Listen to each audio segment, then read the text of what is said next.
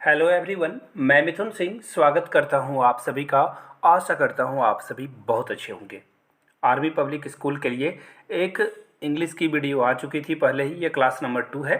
अगर आप लोग इसे कंटिन्यू रखना चाहते हो, कंटिन्यूअसली इसे चलाया जाए, तो नीचे कमेंट करके आप जो है पार्ट थर्ड लिख देना, तो मैं समझ जाऊंगा कि आपको पार्ट थर्ड भी चाहिए होगा। मैं आप लोगों से कुछ क्वेश्चन पूछना चाहता हूं। पहले आप नीचे कमेंट सेक्शन में इसका आंसर कर दो, फिर वीडियो में हम लोग आगे बढ़ेंगे। आपको नीचे कमेंट करके ऐसा वर्ड बताना है जिसमें पांचों वोवेल यूज़ हुआ हो। मैं एक वर्ड आपको एग्जाम्पल के तौर पे समझा देता हूँ। जैसे देख लो, एजुकेशन। एजुकेशन अगर आप लिखोगे तो देखिए इसमें पांचों वोवेल आपको दिखाई पड़ जाएंगे। मैं दिखा देता हूँ आपको। देखिए, ई आ गया, ए भी आ गया, ए ई आई भी आ गया, ओ भी आ गया, यू भी आ गया। तो ये पांचों वोवेल हो गए। जो पांच वोवेल साउंड होते हैं वो पांचों, एक्चुअली पांच वोवेल साउंड नहीं होते, साउंड तो ज़्यादा होते हैं, बट पांच वोवेल लेटर जो है आ गए हैं। आपको और एग्जाम्पल लिखना है, 2 3 4 जितना भी आप लिख सको। देखने वाली बात होगी आप कितना तेज़ हो। तो फिलहाल मेरी फर्स्ट क्वेश्चन के साथ हम लोग बढ़ेंगे और देखिए इसमें बात होगी सिनोनिम्स की, यानी कि एक ही अर्थ रखने वाले, सेम मीनिंग वाले शब्द को हम लोग चुनेंगे। तो देखिए पहला वर्ड जो है वो है वियरी। वियरी का मतलब क्या होता है? वियरी का मतलब अगर टू बी, मतलब आप गूगल कर लोगे तो आपको पता चलेगा थका हारा। और अगर मैं आपको एग्जैक्ट मीनिंग बताऊं तो इसका मतलब होता है वेरी टायर्ड, बहुत ज़्यादा थक जाना। तो उसे हम लोग बोलेंगे वियरी, मतलब इतना थक जाना कि वो अगर गिर जाए कहीं पे तो वो उठ नहीं पाए। तो यहाँ पे ऑप्शंस देखिए, ऐसा आपको डाउट में रखने के लिए टायर्ड दिया हुआ है, फटीग्ड रखा हुआ है, सेंटीमेंट है और इमोशन है। तो देखिए इमोशनल और सेंटीमेंट का तो कोई लेना देना है नहीं, दोनों ऑप्शन कट गए। अभी मैंने कहा कि थका हारा, बहुत ज़्यादा थका हारा। तो टायर्ड मतलब भी होता है थका होना, फटीग्ड मतलब भी होता है थका होना। लेकिन अगर आप थोड़ा और डीप में जाओगे ना, तो टायर्ड का मतलब होता है अगर आप थोड़ा सा जो है चल लिए, या फिर पूरे दिन की थकान हो जाती है, रात को तो आप आराम करते हो। लेकिन फटीग्ड का मतलब होता है कि अगर आप 10-15 किलोमीटर चल लो एकाएक, उसके बाद रुको, तो बोलूँगा कि आप जो है आप वेरी हो गए हो या फिर फटीग्ड हो गए हो। इसका मतलब क्या हो जाएगा? ऑप्शन बी सबसे ज़्यादा सुटेबल है, बी के साथ आपको जाना है। आगे बढ़ते हैं अगले क्वेश्चन की ओर। जेलस। जेलस का मतलब होता है डा होना, किसी से जलना, है ना। उस किसी की तरक्की देखकर आपको अच्छा नहीं लग रहा हो तो उसे बोलते हैं जेलस होना। और हर इंसान कभी ना कभी जेलस तो होता ही है। अब देखिए पहला ऑप्शन क्या है? ऑब्वियस। ये तो होगा नहीं। ऑब्वियस का मतलब होता है जो कि स्पॉन्टेनियस है, होने ही वाला हो। तो ऑब्वियस तो होगा नहीं।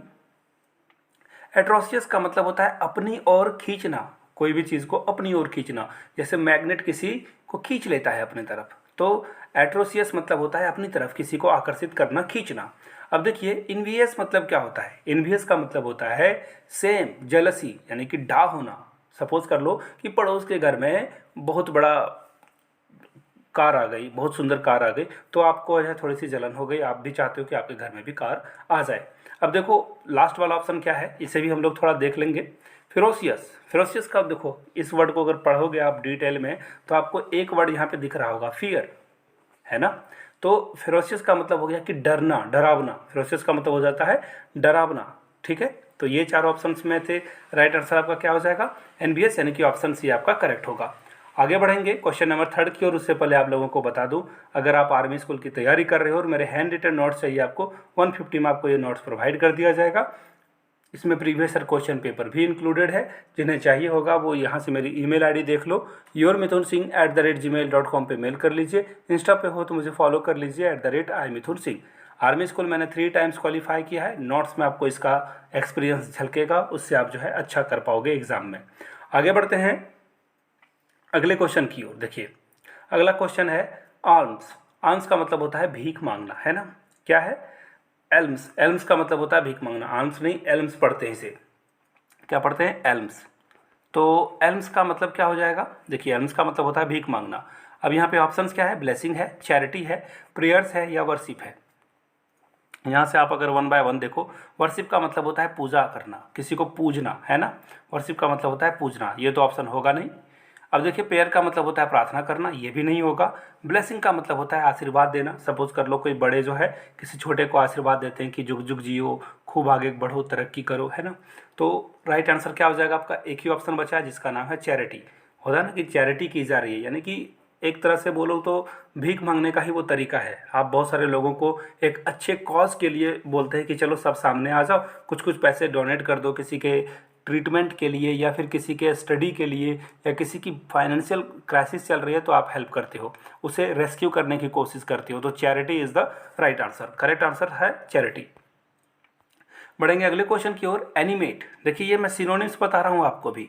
एनिमेट का मतलब क्या होता है? एनिमेट का जैसे ही आपको एनिमेट आए तो आपने एक वर्ड ना आपके दिमाग में आया होगा, एनिमेशन। आपने ये जरूर पढ़ा होगा एनिमेशन। तो एनिमेशन से क्या मतलब है? एनिमेशन का मतलब होता है बहुत ही एनर्जेटिक, है ना। एनिमेशन में आप किसी घोड़े को दौड़ते हुए देखते हो या फिर कोई बंदर दौड़ रहा है, एनिमेशन में तुरंत तुरंत चीज़ें होती है, यानी कि उसके अंदर क्या है? किल करने वाली बात है? नो। डेड होने वाली बात है? नो। का मतलब बहुत शांत होता है एनिमेशन? नहीं। एनिमेट का मतलब होता है बहुत सारी एनर्जी, वेरी मोर पोटेंशियल, यानी कि ऑप्शन सी आपका क्या होगा? करेक्ट हो जाएगा। बढ़ेंगे अगले क्वेश्चन की ओर। नेक्स्ट क्वेश्चन आपके सामने ये रहा। ब्लेंड, ब्लेंड का मतलब क्या होता है? ब्लेंड का मतलब होता है हल्का, फीका, थोड़ा सा, ठीक है ना, ऐसे समझो आप इसे ऊपरी ऊपरी तौर पर। तो इसका सिनोनिम्स वर्ड क्या होगा?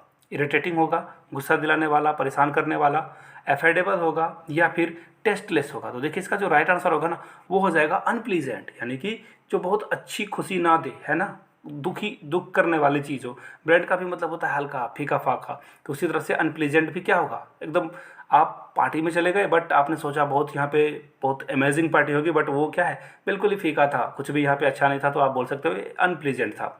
अब बात करेंगे एंटोनिम्स की, तो यहाँ से ध्यान से देखना आप। पहला है प्रोक्लेम। प्रोक्लेम का मतलब होता है किसी भी चीज़ को ना जोर शोर से प्रचार करना। देखना जब इलेक्शन आता है तो नेता जोर शोर से प्रचार करते हैं कि मैं आपके घर में सोने की जो है टंकी लगा दूंगा, आपके घर में फ्रिज ला दूंगा, हर घर में एक एक नौकरी मिलेगी, गवर्नमेंट जॉब मिलेगी। तो ये सारे वादे किए जाते हैं, और कोई कोई 15 लाख का भी वादा कर देता है। शायद किसी के अकाउंट में आया हो तो नीचे कमेंट करके बता देना, और जिन्हें जोक नहीं समझ में आया है तो वो आगे बढ़े। देखिए प्रोक्लेम का मतलब होता है किसी चीज़ को बढ़ा चढ़ाकर जोर शोर से प्रचार करना, ठीक है। और जो भी चीज़ें जोर शोर से होती है लगभग लगभग उसमें झूठ की गुंजाइश होती है, लाइज होता है उसमें। अब देखिए इसका राइट आंसर क्या हो जाएगा। देखिए जो भी वर्ड डी से स्टार्ट होता है ना, इसका मतलब होता है डिक्रीज करना, किसी चीज़ को कम करना, है ना। डी का ही मतलब होता है उसे क्या करना? कम कर देना।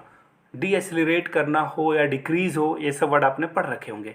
तो देखिए डी नाउंस का मतलब होता है पीछे हट जाना। डी नाउंस का मतलब क्या होता है? पीछे हट जाना, ठीक है। प्रिटेंड का मतलब होता है दिखावा करना। अटेंड का मतलब होता है किसी चीज़ पे आप जो है क्लास अटेंड करते हो। और फिर देखो यहाँ से डिसेंट का मतलब क्या हो जाएगा? दूर होना। डिसेंट का मतलब हो जाएगा दूर होना। तो राइट आंसर आपका क्या होगा? ऑप्शन ए के साथ आपको जाना था। आगे बढ़ेंगे अगले क्वेश्चन की ओर। ल्यूमिनस, ल्यूमिनस का मतलब होता है, आपने देखो मेटल को जब पढ़ा होगा ना, अगर आपकी साइंस रही हो या नहीं रही हो, 9 और 10 में आपने जो है मेटल और नॉन मेटल चैप्टर पढ़ा होगा, और उसमें बार बार ये आता है कि जितने भी मेटल होते हैं वो क्या होते हैं? ल्यूमिनस होते हैं। मतलब उसमें थोड़ी सी शाइनी होती है, वो शाइन करता है थोड़ा सा, लाइट तो उससे निकलता ही है। अब देखिए एंटोनिम्स चाहिए तो आप डार्क मत लगा देना। देखो ध्यान से समझने वाली बात है यहाँ पे। अगर आपको डार्क समझ रहे हो, डार्क का मतलब होता है अंधेरा, और यहाँ उजाला की बात नहीं हो रही है। लुमिनस का मतलब होता है कि वो चमकने वाला हो, प्रकाशित हो, है ना।